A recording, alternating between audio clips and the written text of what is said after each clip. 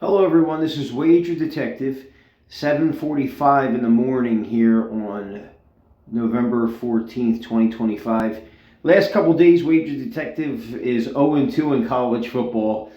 The ironic part is I did a video for the NFL game last night between the Dolphins and the Jets, and I called the under correctly, and I called the spread the Patriots to cover the 12.5, and both of them hit. But that's here nor there. We're going to get into this Friday night action, ACC between Louisville and Clemson. If we look at what Louisville has done against Clemson, we see what it is there. They are 1-8 in their all-time matchups, and they did win the last game last year in Clemson, 33-21. But you look at some of these games. I mean, the total is set at 51.5, and the line is 2.5. 6 of these 9 meetings have gone over the total that's set tonight. So 6 out of the 9 times Clemson and Louisville have played has gone over the 51.5. Okay, let's keep that in mind as we look at some of these scores here with Louisville winning last year. We go to Clemson this year, not having the best year by any standards for Dabo Swinney. They're 47th in the nation in SRS and 41st in the nation in SOS. So they played a tough schedule, and the record reflects that. We look at what they've done this year, and they're coming off the win against Florida State. Now, from what I remember, Florida State not having a good year. They haven't, since that Alabama game, wins and losses. But if you look at Clemson here, they beat Florida State last week. The 2 weeks prior, they lost to SMU, lost to Duke. The Duke game only lost by 1. You look at a couple of their losses. The Georgia Tech game, they only lost by 3. LSU lost by 7. So they've been keeping some of these games competitive, and then other games, they're getting beat, but not by great amounts. Syracuse beat them by 13, and then SMU beat them by 11. So they can keep games close. They got 18 passing touchdowns and 13 rushing, a very balanced attack. They got 13 turnovers of the year. They're putting the ball on the ground 7 times this year, and they've thrown 6 interceptions. If we look at what they've done in some of these games, I mean, you had 560 yards total in the Duke game and still lost that game. So that's 504 they had in this game. 504, they beat Boston College. And then what was another game that they had a lot of yards? Okay, they had 503 here, and they still lost to Syracuse by 13. So they can put up yards. They're pretty dynamic on offense. Defense. Teams have thrown 12 passing touchdowns and 9 rushing. So you think to yourself, you say to yourself, wait a minute. They got 18 passing and 13 rushing, and their opponents have 12 passing and 9 rushing. How are they losing these games? They forced 10 turnovers, the Clemson defense has. And, the last 3 weeks, they've given up 3 rushing touchdowns and 7 passing touchdowns. So they're getting beat in the air. There's a couple games where they didn't give up any passing touchdowns. Here, and here. But last 3 weeks, they've given up a bevy of passing touchdowns there. So if you're looking at them and you look at what they've done, they've given up 10 or less points, 10 or fewer points, 1, 2, 3 times this year. They've kept teams under 20 points, 1, 2, 3, 4, 5 out of their 9 games. They've kept teams under 20 points. The only teams that scored a lot on them were Duke, SMU, and Syracuse. All got into the 30s on them, right? So let's keep that in mind. All right, let's take a look at the stats. Okay, Clemson passes the ball 36 times a game. They run it 31. So they're a little bit more pass-oriented.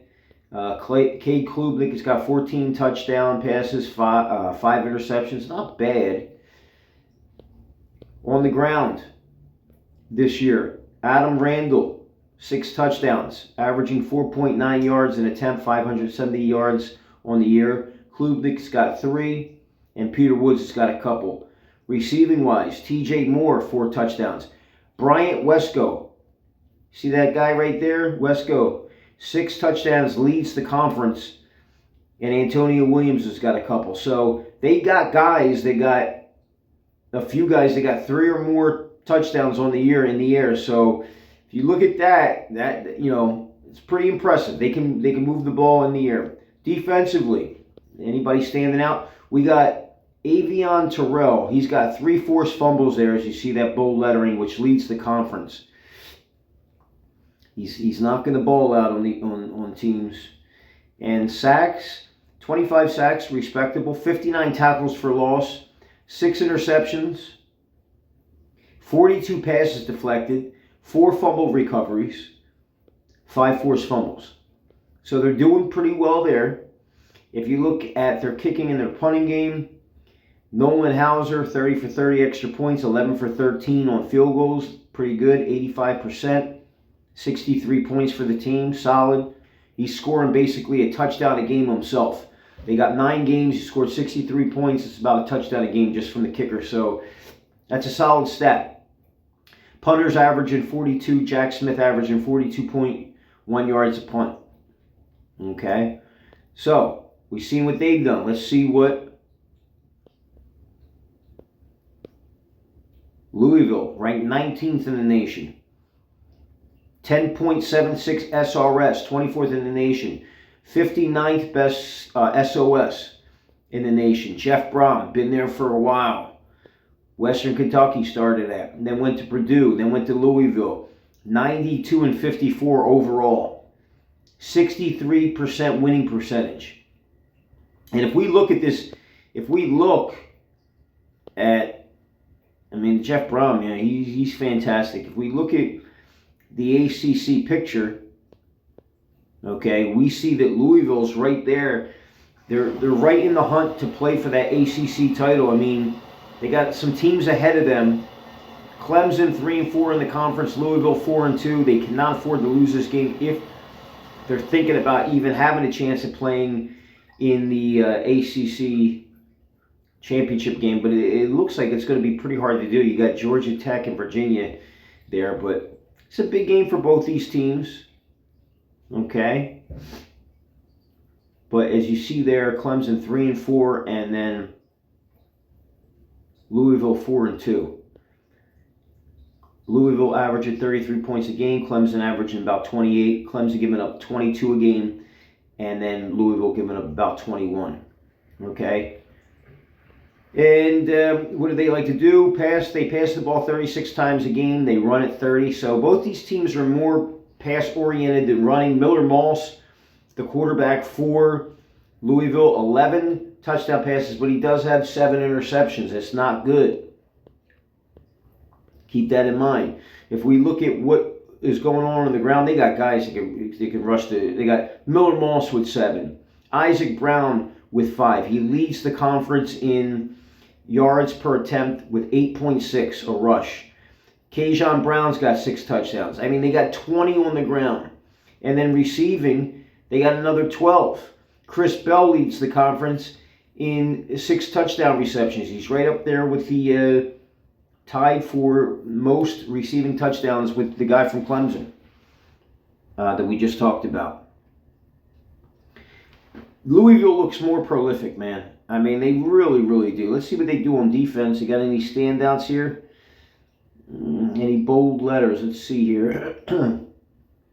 Okay, they got 47 tackles for loss, 19 sacks, 37 passes deflected, 4 fumble recoveries, 4 forced fumbles. So both these defenses pretty solid. And look at this. Wide receiver Colleen Lacey leads the conference in punt return yards with 422, average return 23.4, and he's got 2 punt return touchdowns. Wow. Leads the conference there. Okay.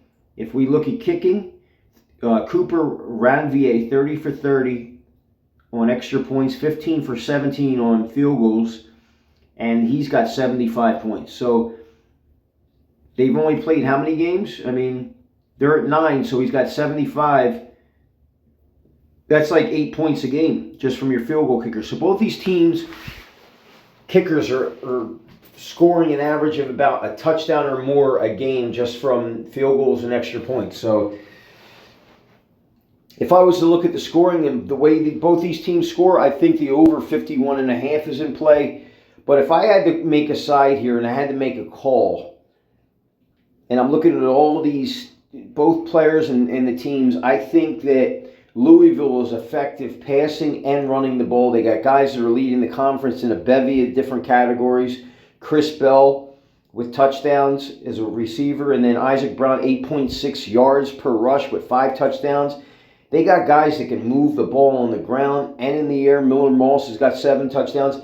I mean, I think if Miller Moss cannot turn an interception in this game, move the chains, and I'm going to make the call here. I'm going to call Louisville. Let's see what the line is. Do you want to lay the 2.5? Okay, so the line's 2.5, but the money line's 132. Do you want to spend that extra 20 cents and not have to worry about the points and just win the game? Because if it goes to overtime, they get to that point where you got to just go for 2-point conversions. Let's call Louisville money line. Okay, and then over 51.5 in this game. That's going to be Wager Detective's call here on this Clemson versus Louisville game Friday, November 14th, right? Wager Detective is going to call Louisville money line minus 2.5 and over 51.5 against Clemson. So that's the report here. Wager Detective report, 7:54 in the morning. Going to make the call. Let me get this date right on this. Okay, so it's the 14th. I was right. November 14th, 2025. Wager Detective is calling Louisville to win the game. You could lay the 2.5. I'm not going to take the 2.5. If I was going to take a side, I'm going to lay the 2.5. Louisville money line and over 51.5 in this game. This is Wager Detective coming to you from Atlantic City here on November 4th, 2025. I hope to see you guys in the winner's circle. I'll talk to you soon.